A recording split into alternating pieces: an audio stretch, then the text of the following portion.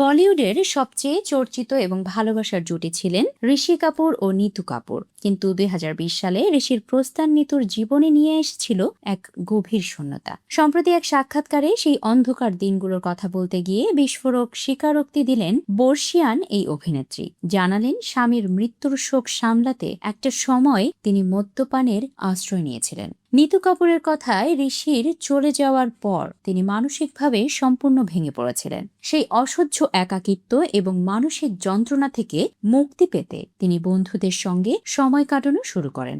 অভিনেত্রী অকপটে স্বীকার করেন, আগে সেভাবে অভ্যাস না থাকলেও ঋষির মৃত্যুর পর আমি মদ্যপান শুরু করেছিলাম। ওই কঠিন সময়টা পার করার জন্য নিজেকে কোনো না কোনোভাবে ব্যস্ত রাখাটা জরুরি ছিল। স্বামীর মৃত্যুর পর নিতুর দ্রুত স্বাভাবিক জীবনে ফিরে কিংবা বন্ধুদের সঙ্গে বাইরে বেরোনো নিয়ে সোশ্যাল মিডিয়ায় কম সমালোচনা হয়নি। অনেকেই তাকে নিষ্ঠুর বলে কটাক্ষ করেছিলেন। এই বিষয়ে নিজের নীরবতা ভেঙে নিতু বলেন, লোকে বলে স্বামীর মৃত্যুর পর এত তাড়াতাড়ি জীবন উপভোগ করছি কেন, কিন্তু তারা বোঝে না যে প্রত্যেকে নিজের মতো করে শোক সামলায়। আমি নিজেকে ঘরের কোণে বন্দি করে কান্নাকাটি করতে চাইনি। নিতু জানান, তার এই ঘুরে দাঁড়ানোর লড়াইয়ে ছায়ার মতো পাশে ছিলেন ছেলে রণবীর কাপুর এবং মেয়ে ঋদ্ধিমা।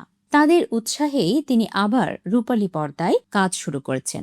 দীর্ঘ বিরতির পর যুগ যুগ জিওর মতো ছবিতে তার অভিনয় প্রশংসিত হয়েছে। ক্যান্সারের সঙ্গে দীর্ঘ লড়াইয়ের পর ২০২০ সালে না ফেরার দেশে চলে যান ঋষি কাপুর। নিতুর এই সাম্প্রতিক সাক্ষাৎকার প্রমাণ করে দিল যে গ্ল্যামার দুনিয়ার উজ্জ্বল আলোর নিচেও লুকিয়ে থাকে গভীর একাকিত্ব, যা জয় করতে হিমশিম খেতে হয় মহাতারকাদেরও।